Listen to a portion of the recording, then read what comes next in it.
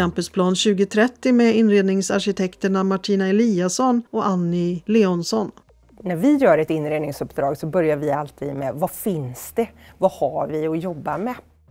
Och en av anledningarna till varför vi fick äran att jobba med detta uppdraget är just på grund av vår erfarenhet kring återbruksfrågan.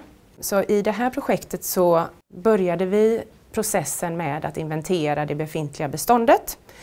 Och ambitionen här var att återbruka så mycket som möjligt av Högskolan Västs befintliga möbler och istället utgå ifrån det som fanns och bygga vidare. Och här till exempel ser vi ett av hundratals återbrukade bord. När vi utformade inredningskonceptet så utgick vi dels ifrån våra befintliga möbler men också utifrån det nyligen inredda restaurang Västan som redan var färdigt i huset. Vi vill ju att den färdiga inredningen till slut ska vara en sömlös helhet så att allt hänger ihop. Men i inredningen så vill vi ha olika tyngdpunkter och olika känslor i lokalen så att det blir en behaglig miljö att vistas i. White arkitekter anlitades utifrån deras erfarenhet av återbruk. Personal kommer gående i öppen kontorsmiljö. Annie.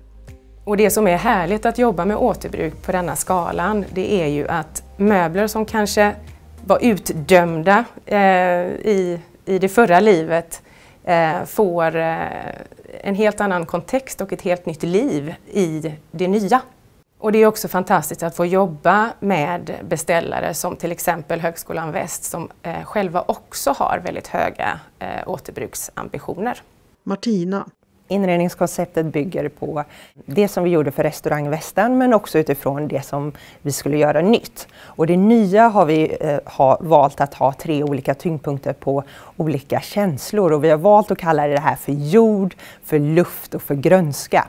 Och de här 3 temanen har vi applicerat i lokalerna på lite olika ställen. Den grönskande delen har vi i kontorslandskapen. Det är där vi får ro att arbeta, det är där vi får energi, det är där vi får ett lugn att kunna fokusera. De mer luftiga miljöerna, det är de som vi har när vi träffar våra kollegor, det är de informella mötesplatserna. Det är de öppningarna i rumslayouten där vi möts. Och det är rent så, på samma sätt som i luften, i att man får frisk luft under vingarna, så är det ju när vi möter våra kollegor och får ny input och nya synsätt. Det är ju liksom mötesplatsen som då karaktäriseras av det blåa, av det luftiga, av att lyfta blicken och se längre. Jordtemat har vi valt att applicera på mötesrummen.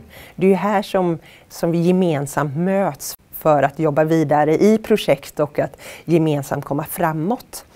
Jordtemat har ju till sin karaktär en mer omslutande känsla.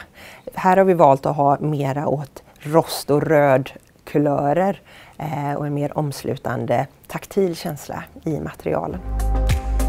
I slutet av projektet så gjorde vi en klimatberäkning på slutresultatet och vi kom fram till att ungefär 40% av den totala inredningen är Högskolan Västs befintliga bestånd. Vi gjorde också en CO2-beräkning där vi har sparat cirka 50 ton CO2-ekvivalenter. Annie och Martina i nya lunchrummet. Det är superhärligt att vara här i lokalerna.